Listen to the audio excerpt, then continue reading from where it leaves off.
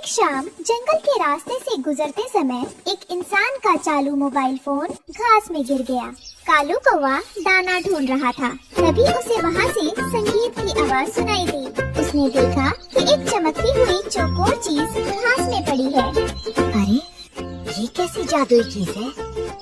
इसमें से तो इंसानों के गाने बज रहे हैं और ये रंग बिरंगी रोशनी भी दे रहा है। अगर मैं इसे जंगल में ले जाऊं, तो सबका मनोरंजन होगा और सब मेरी वाहवाही करेंगे। मैं तो जंगल का सबसे बड़ा हीरो बन जाऊंगा। कालू उस भारी फोन को खींचकर एक पुराने सूखे पेड़ के ठूंठ पर ले आया। अंधेरा हो रहा था, इसलिए फोन की स्क्रीन बहुत तेज चमक रही थी। जंगल के छोटे पक्षी उस रोशनी को देखकर वहाँ जमा होने लगे। कालू भैया, ये क्या है? ये तो जुगनू से भी ज्यादा चमक रहा है। इसमें तो तस्वीरें चल रही हैं। बंटी, ये इंसानों का जादू है। देखो और मजे करो। आज से हमें जल्दी सोने की कोई जरूरत नहीं। हम पूरी रात इसे बच्चों उठो, देखो सुबह हो गई है। इतनी देर तक सोना अच्छी बात नहीं है। अजीब बात है, आज जंगल इतना शांत क्यों है? मुझे कोई चहचहाहट क्यों नहीं सुनाई दे रही है? कालू भैया की रोज वाली आवाज भी नहीं आ रही। माँ, कल रात कोई नहीं सोया। सब उस चमकती चीज के पास बैठे थे। मुझे भी वो देखना है। नहीं गुड़िया, मेरी बात ध्यान से सुनो। जो चीज कुदरत के नियम तोड़ दे और हमें रात भर जागने पर मजबूर करे, वो हमारे लिए कभी भी अच्छी नहीं हो सकती। अच्छी नींद और सुबह का दाना सबसे जरूरी है। रानो उड़कर वहाँ पहुँची। उसने देखा कि कालू, बंटी और गौरी सब फोन की स्क्रीन में खोए हुए हैं।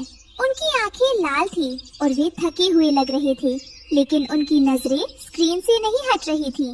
भैया, गौरी बहन, क्या आप लोग ठीक हो? देखिए, सुबह हो गई है। आप लोग दाना चुगने नहीं जाएंगे? मुझे लगता है कि आपके बच्चे भूख से रो रहे होंगे और उन्हें आपकी जरूरत है। उफ, रानो, कृपया आप हमें परेशान ना करें। हम एक बहुत जरूरी वीडियो देख रहे हैं। भूख प्यास तो लगती रहती है, ये जादू रोज नहीं मिलता। जाइए यहाँ से। कालू का बेटा जग्गू घोंसले में अकेला और भूखा था। वो बार बार नीचे देख रहा था, लेकिन उसके माता पिता नहीं आए। उसने उड़ने की कोशिश की, लेकिन कमजोरी के कारण गिर गया। पिताजी, माँ, मुझे बहुत भूख लगी है। आप लोग कहाँ हो? क्या वो खिलौना मुझसे ज्यादा प्यारा है? जंगल के पेड़ फलों से लदे थे, लेकिन उन्हें खाने वाला कोई नहीं था। फल सड़कर जमीन पर गिरे। रानो अकेली वहाँ अनाज जमा कर रही थी। उसे जंगल के भविष्य की चिंता सता रही थी। ये जादुई डिब्बा हमारे जंगल को पूरी तरह से बर्बाद कर देगा। इस लत के कारण पक्षी अपना जरूरी काम भूल गए हैं। वे अपनी जिम्मेदारियाँ भूल गए हैं और रिश्तों की परवाह भी नहीं कर रहे हैं। अगर ऐसा ही रहा तो सब भूखे और बीमार पड़ जाएंगे। मुझे कुछ बड़ा करना होगा। शाम हो गई थी। गोरी कवि को थोड़ी होश आई। उसे चक्कर आ रहे थे। उसने कालू के कंधे पर हाथ रखा। कालू जी, मेरी आंखें जल रही हैं और सिर घूम रहा है। जग्गू अकेला है। चलिए घर चलते हैं, अब और नहीं देखा जाता। गौरी, तुम जाओ अगर जाना है तो। अभी इसमें एक नया गाना बजने वाला है। मैं उसे सुने बिना कहीं नहीं जाऊंगा। तुम कितनी बोरिंग हो।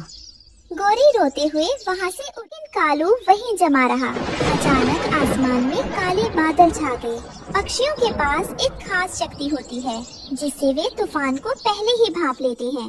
लेकिन कालू फोन की तेज आवाज के कारण बादलों की गड़गड़ाहट नहीं सुन पाया। बाकी पक्षी भाग गए, लेकिन कालू कान लगाए बैठा रहा। तेज आंधी शुरू हो गई। बारिश की मोटी बूंदें गिरने लगीं।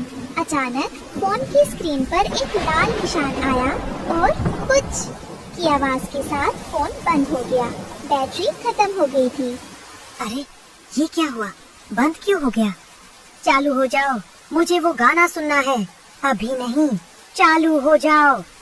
फोन बंद होते ही वहाँ घुप अंधेरा छा गया। अब कालू को सिर्फ आंधी की साय साय और बिजली कड़कने की आवाज सुनाई दे रही थी। तभी उसे अपने घोंसले की तरफ से जग्गू की चीख सुनाई। उसने रानो और अपने परिवार से माफी मांगी। रानो बहन, आप बिल्कुल सही थी। अपनों के साथ बात करने में उन्हें समय देने में और उनके साथ उड़ने में जो असली खुशी और संतोष है वो किसी चमकती स्क्रीन में नहीं मिल सकता। आज से मेरा परिवार ही मेरी पूरी दुनिया है और मैं अपनी गलती को सुधारूंगा।